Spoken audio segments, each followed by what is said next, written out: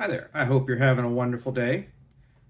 I'd like to do something different today and have a quick chat about one of my first books I published was The Guardsman.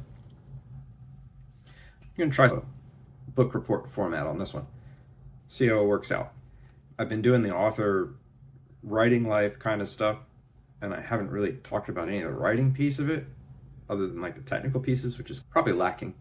The Guardsman Series is a science fiction series exploring a futuristic universe dominated by mega corporations. There's lots of advanced technology. We have a cadre of super soldiers raised and maintained by the corporate dynasty. Basically, what we're doing is blending interstellar intrigue and personal drama, and we're trying to make it standout epic sci-fi. And it's really fun to write. The inspiration for the book was actually, I think I'd spent too much time watching The Fifth Element and Blade Runner. It's foggy cities, lots of technology, people crowded in and everywhere on top of each other. The wealthy live on the top of their pyramids and vast estates up in the sky, and they don't have to worry about the same things that the people at the bottom of towers have to deal with. And more into the Blade Runner side of things, where the mega corporation has massive amounts of power and controls star systems.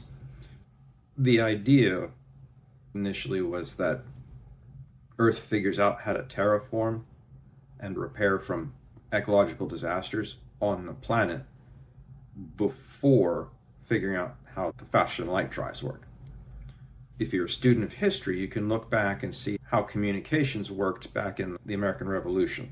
Something goes off the rails for some British commander, they just got whooped, they need a bunch of reinforcements, they send a letter on a fast ship back to London. 3 months later, the response is penned and sent back. 6-month turnaround in communication. That's the dilemma that humans on Earth had as colonists were being sent out. There was basically no ability to communicate and maintain and manage those colonies. So what they did was they created a charter of worlds, basically. So Earth, as the terraforming proprietor, as the sole terraforming proprietor, forced the leases, the imperial leases, the corporate imperial leases, to abide by certain mandates. Human rights, kind of stuff like that. It's basically subcontracting the governance to people who are financially and legally responsible to Earth. And that's the inspiration. I took that at a run. What I wanted to do is build an epic science fiction story with modern military and grit in your teeth kind of action. Also included a bit of the espionage and the advanced science fiction. And obviously there's Jedi hand waves involved, because nobody really knows how we're going to be moving faster than light in 100 years, 200 years, 1,000 years. So there was a little bit of writing involved with that. The core inspiration for the book was the Blade Runner and the Fifth Element aesthetically, but because I had been reading a lot of science fiction at the time that hadn't made the connection for me, I decided to create my own. The book is written in the form that Alexandre Dumas uses in the Count of Monte Cristo. Each chapter means something, and we're moving along that way.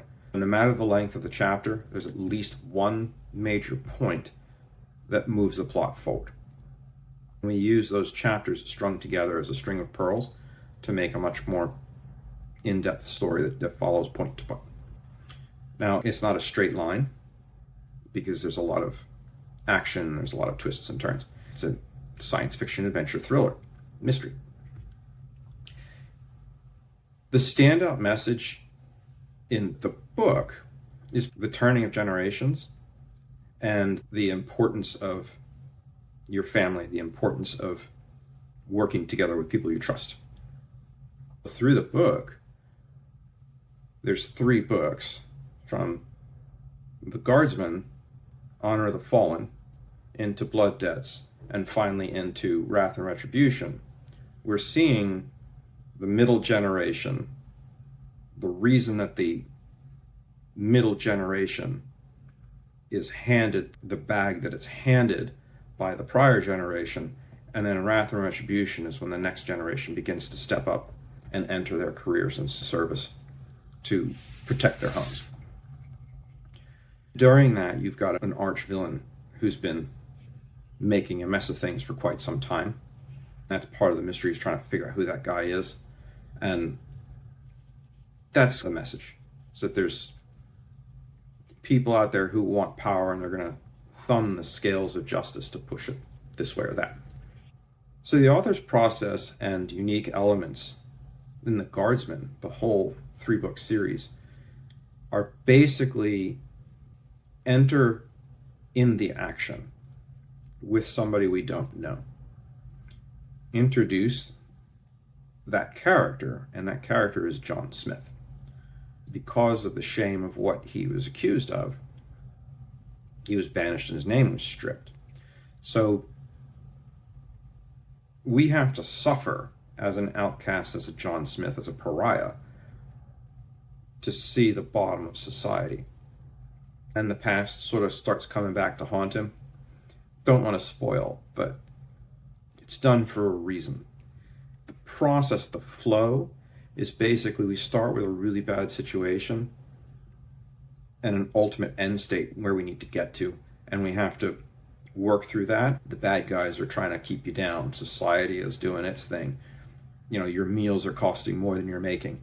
All of the societal pressures that we see as humans, as readers, as people, are placed on these folks who are 2,000, 3,000, 4,000 years into our future, because fundamentally humanity hasn't changed. Backgrounds, planets, the technology, and the toys have changed, but the people and the social structures haven't changed so much. That was a lot of fun to write, basically building out that science fiction world using modern people with problems that we can relate to. Is a lot of fun to write. Were I to make a recommendation for somebody looking to read The Guardsman, we're talking to people who enjoyed The Fifth Element and Blade Runner for the aesthetics. There's also the Star Wars and Star Trek of prior generations. And some of the larger space epic adventures where the Guardsman points. The technology used, while it's not hard science fiction, the particle physics, we connect the faster than light, the warp travel versus the hyperspacey kind of stuff. We go into the use of nanotechnology to bolster our soldiers. We have different procedures to help and assist and upgrade our bodies, but people still suffer the arms race of the armorer versus the weaponeer. We're dealing with the personal side of things. We're dealing with the science fiction side of things. There is the mystery element, who's trying to kill the girl kind of thing. We have to enjoy those kind of action-based thriller, science fiction, modern military. It's really written into a dust in the teeth, dirt in the teeth perspective is how I prefer to write my science fiction and my fantasy. Probably people who would enjoy something like a Lord of the Rings or a Count of Monte Cristo, stylistically in the writing. Someone who is interested in the science fiction, your Star Wars, Star Trek, Blade Runner, Fifth Element fans, I think would all find a home enjoying the Guardsman series. So trying to keep the time under control on this book report for the Guardsman. So I hope you have a wonderful day. Enjoy.